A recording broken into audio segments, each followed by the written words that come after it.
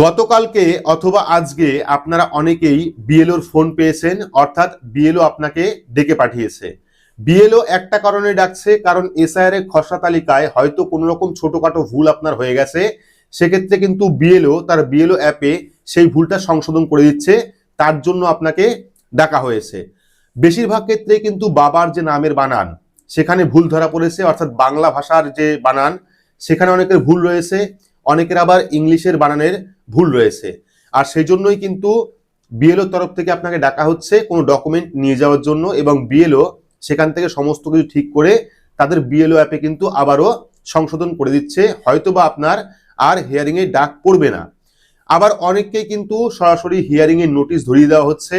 যদি আপনি এখনো পর্যন্ত হিয়ারিং এর নোটিশ না পেয়ে থাকেন, অর্থাৎ যাদের যাদের হিয়ারিং এর নোটিশ পাওয়ার কথা, তারা কিন্তু দু একদিনের মধ্যেই, আজকের মধ্যে অথবা কালকের মধ্যেই কিন্তু হিয়ারিং এর নোটিশটা পেয়ে যাবেন। আর বর্তমানে কিন্তু ভোটারদের বাংলা ভাষায় হিয়ারিং এর নোটিশ পাঠানো হচ্ছে। শুধুমাত্র নোটিশ নয়, তার সঙ্গে একটা নিয়মাবলীও পাঠানো হচ্ছে। গতকালকে আপনাদের ইংলিশ ফরম্যাটের হিয়ারিং নোটিশ দেখিয়েছিলাম, আজকে আপনাদের বাংলা ফরম্যাটের যে হিয়ারিং নোটিশ ভোটারদেরকে পাঠানো হচ্ছে সেই ফরম্যাটটা দেখাবো। পাশাপাশি নিয়মাবলীতে কি লেখা রয়েছে, যদি আপনাকে হিয়ারিং এ ডাকে সেক্ষেত্রে কোন কোন ডকুমেন্টের প্রয়োজন পড়বে, আপনাকে কোন অফিসে হিয়ারিং এ ডাকতে পারে, একদিনে কতজনকে হিয়ারিং এ ডাকবে নির্বাচন কমিশন, এই সমস্ত বিস্তারিত তথ্য আজকের ভিডিও থেকে আপনারা দেখতে পারবেন। যদি আপনার কাছে হিয়ারিং নোটিশ আসে সেক্ষেত্রে কোন কারণে আসতে পারে সেটাও কিন্তু ফর্মের মধ্যে লেখা থাকবে, এবং কোন কারণে ডাকলে কোন কোন ডকুমেন্টের প্রয়োজন পড়বে সেটাও কিন্তু হিয়ারিং এর যে নিয়মাবলী সেখানে লেখা রয়েছে।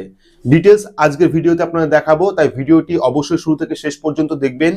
ভিডিওটি ভালো লাগলে লাইক করবেন, চ্যানেলটিকে সাবস্ক্রাইব করে পাশে রাখা বেল আইকনটি প্রেস করে নোটিফিকেশন অল করে রাখবেন, সবার সুবিধার্থে ভিডিওটি শেয়ার করবেন। তো চলুন শুরু করি। তো এখন আপনারা এসআইআর এর হিয়ারিং নোটিশ দেখতে পাচ্ছেন, যেটা রয়েছে বাংলা ফরম্যাটে। বর্তমানে কিন্তু এই নোটিশটাই পাঠানো হচ্ছে, এবং এই নোটিশ এলে আপনার কি কি করণীয়, কোন কোন ডকুমেন্ট লাগবে, কোথায় যেতে হবে, বিস্তারিত জানাবো। তো দেখতে পাচ্ছেন, যদি আপনার কাছে হিয়ারিং এর নোটিশ আসে সেক্ষেত্রে প্রথমে পেয়ে যাবেন নোটিশ নাম্বার, এবং এখানে একটি কিউআর কোড পেয়ে যাবেন যেটা বিএলওরা স্ক্যান করতে পারবে। পরবর্তী নোটিশে যেগুলি লেখা থাকবে এবং কোন কারণে নোটিশ আসছে সেটাও কিন্তু লেখা থাকবে। যেমন প্রথমেই থাকবে নির্বাচকের নাম, অর্থাৎ কার নামে হিয়ারিং নোটিশ এসছে, ভোটারের নাম থাকবে এখানে, এপিক কার্ড নাম্বার অর্থাৎ ভোটার কার্ড নাম্বার থাকবে, বিধানসভা নাম্বার থাকবে, এখানে পার্ট নাম্বার থাকবে, ক্রমিক নাম্বার থাকবে, কত নাম্বার সিরিয়ালে আপনার নাম রয়েছে, এবং ঠিকানা, আপনার যে ঠিকানা সেই ঠিকানা সম্পূর্ণ উল্লেখ করা থাকবে এই জায়গায়। এবার দেখুন, 1 নম্বরে বলা হয়েছে আপনার বিধানসভা ক্ষেত্রে বিশেষ নিবিড় সংশোধন বা এসআইআর এর কাজ চলছে, আপনার যথাযথ স্বাক্ষরিত ফর্ম, গণনা ফর্ম গৃহীত হয়েছে এবং নিম্নলিখিত বিষয়গুলি পর্যবেক্ষণ করা হয়েছে। এইবার কোন কোন কারণে ডেকেছে হিয়ারিং এ সেটা কিন্তু লেখা থাকবে, অর্থাৎ কোন বিষয়ে আপনাকে ডেকেছে সেটা কিন্তু এখানে লেখা রয়েছে।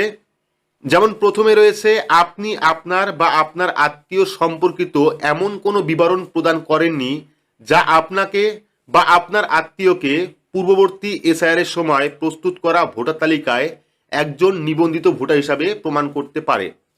অর্থাৎ এসআইআর এর যে গণনা ফর্ম বা এসআইআর ফর্ম যে আপনি ফিল আপ করেছিলেন সেই ফর্মে আপনি কোনো রিলেটিভের নাম দেননি বা কোনো লিঙ্কেজ দেখাতে পারেননি, সেক্ষেত্রে কিন্তু হিয়ারিং এ ডাকবে নির্বাচন কমিশন, এবং তার জন্যও কিন্তু আপনার বাড়িতে হিয়ারিং এর যে নোটিশ সেই নোটিশ আসতে পারে। আপনারা দেখেছেন অনেকেই এসআইআর যে ফর্ম, ইনুমিনেশন ফর্ম, সেই ফর্মের ওপরের অংশ ফিল আপ করেছে, কিন্তু নিচের যে অংশ ডান সাইড বা বা সাইড সেই অংশ ফিল আপ করেনি।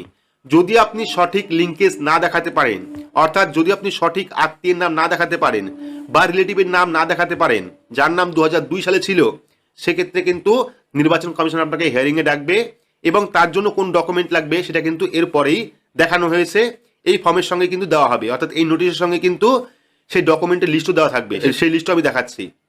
এইবার দ্বিতীয় নম্বরে বলা হয়েছে পূর্ববর্তী এসআইআর এর সময় প্রস্তুত ভোটার তালিকার সাথে কোনো মিল না থাকা বা সম্ভবত ভুল মিল থাকার পরিপ্রেক্ষিতে আপনাকে অনুরোধ করা হচ্ছে আপনি নিম্ন স্বাক্ষরকারীর সামনে উপস্থিত হন। অর্থাৎ 2002 সালের যে এসআইআর যে ভোটার লিস্ট এবং বর্তমান যে 2025-এর খসড়া ভোটার লিস্ট, তার সঙ্গে কোনো রকম মিল পাওয়া যাচ্ছে না, সেক্ষেত্রেও কিন্তু আপনাকে হিয়ারিং এ ডাকবে নির্বাচন কমিশন। দেখা গেল 2002 সালে একটা নাম ছিল, বর্তমান 2025-এ নামটা পাল্টে গেছে বা অন্য কোনো বড়সড় পরিবর্তন হয়ে গেছে, নির্বাচন কমিশনের তথ্যের সঙ্গে আপনার তথ্য মিলছে না, সেক্ষেত্রে কিন্তু আপনাকে হিয়ারিংয়ে ডাকবে নির্বাচন কমিশন। পাশাপাশি কত তারিখে হিয়ারিংয়ে যেতে হবে সেই ডেটটা এখানে লেখা থাকবে এবং টাইমটাও কিন্তু এখানে দেওয়া থাকবে, কোথায় আপনাকে যেতে হবে সেটাও কিন্তু লেখা থাকবে। পাশাপাশি বিএলও কিন্তু এই জায়গায়ও কোন অফিসে আপনাকে হিয়ারিংয়ে যেতে হবে সেটাও কিন্তু লিখে দেবে। এখানে কিন্তু সমস্ত তারিখ এবং সময় লেখা থাকবে, যে তারিখে কিন্তু আপনাকে হিয়ারিংয়ে যেতে হবে। আপনার সেটা ব্লক অফিস হতে পারে, অর্থাৎ বিডিও অফিস হতে পারে, বা কোনো জেলা শাসকের অফিস হতে পারে, সেখানে কিন্তু আপনাকে হিয়ারিংয়ে যেতে হবে। কোন কোন ডকুমেন্ট লাগবে সেটা বলছি আমি। পরবর্তী, ভারতের নির্বাচন কমিশন দ্বারা নির্ধারিত আসল নথিপত্র সহ অর্থাৎ অরিজিনাল ডকুমেন্ট কিন্তু লাগবে, যা এই নোটিশের সাথে সংযুক্ত এবং গণনা ফর্মের পিছনে তথ্যপত্রে উল্লেখ করা রয়েছে। চূড়ান্ত ভোটার তালিকায় আপনার নাম বজায় রাখার জন্য দয়া করে জেনে রাখুন যে আপনার জমা দেওয়া নথিপত্র তাদের সত্যতা যাচাইয়ের জন্য পাঠানো হবে। ঠিক আছে, অর্থাৎ অরিজিনাল ডকুমেন্ট কিন্তু লাগবে যদি আপনাকে হিয়ারিংয়ে ডাকে। 3 নম্বরে বলা হয়েছে কোনো অসুবিধা হলে বা আরও কোনো সহায়তার জন্য আপনি নিজে আপনার বুথ স্তরের আধিকারিক অর্থাৎ বিএলওর কাছে যেতে পারেন। এখানে বিএলওর নাম থাকবে, বিএলওর ফোন নাম্বার থাকবে, অথবা ইসিআই নেট অ্যাপের মাধ্যমে কল আপনি বুক করতে পারেন। যদি কোনো সমস্যা থাকে সেটা কিন্তু আপনি আপনার বিএলওকে জানাতে পারেন। এইবার চলে আসি, এই যে এই এসআইআর নোটিশ, এই নোটিশের সঙ্গে যে গাইডলাইন দেওয়া হয়েছে বা যে নিয়মাবলী দেওয়া হয়েছে সেখানে কি লেখা রয়েছে, এবং এখানে কিন্তু একটা প্রাপ্তি স্বীকার রয়েছে। যে প্রাপ্তি স্বীকারটা আপনাকে ছিঁড়ে দিয়ে দেবে, অর্থাৎ এখান থেকে কেটে আপনাকে দিয়ে দেবে, যেখানে রয়েছে আমি, এখানে নাম থাকবে এর, অর্থাৎ এর পুত্র বা কন্যা এবং পোলিং স্টেশন নাম্বার এত, এর খসড়া তালিকায় আমার নাম অন্তর্ভুক্ত রয়েছে, আমি এত দ্বারা এই তারিখে নোটিশ প্রাপ্তি স্বীকার করছি। এখানে নোটিশ রয়েছে, অর্থাৎ আপনার স্বাক্ষর এখানে থাকবে। ঠিক আছে, এইবার এই যে নিয়মাবলী, এখানে কিন্তু ডকুমেন্টের লিস্ট দেখানো হয়েছে।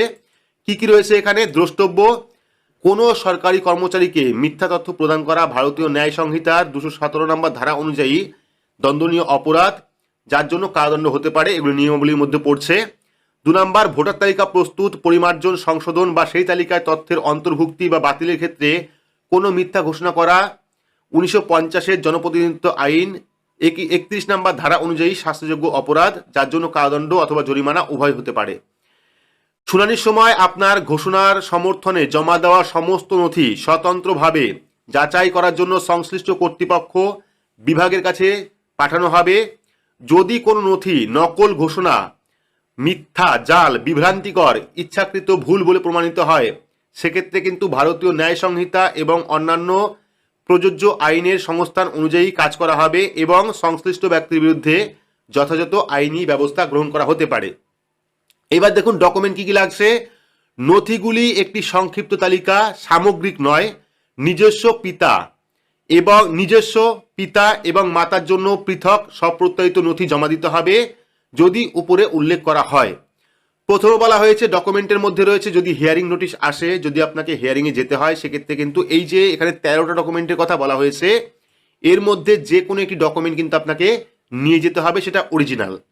যেমন বলা হয়েছে যে কোনো পরিচয়পত্র, পেনশন পেমেন্ট অর্ডার, যেটি কেন্দ্রীয় সরকার, রাজ্য সরকার, রাষ্ট্রায়ত্ত সংস্থার যে কোনো নিয়মিত কর্মী, পেনশন প্রাপকদের দেওয়া হয়েছে, সেই ডকুমেন্ট আপনি দেখাতে পারেন।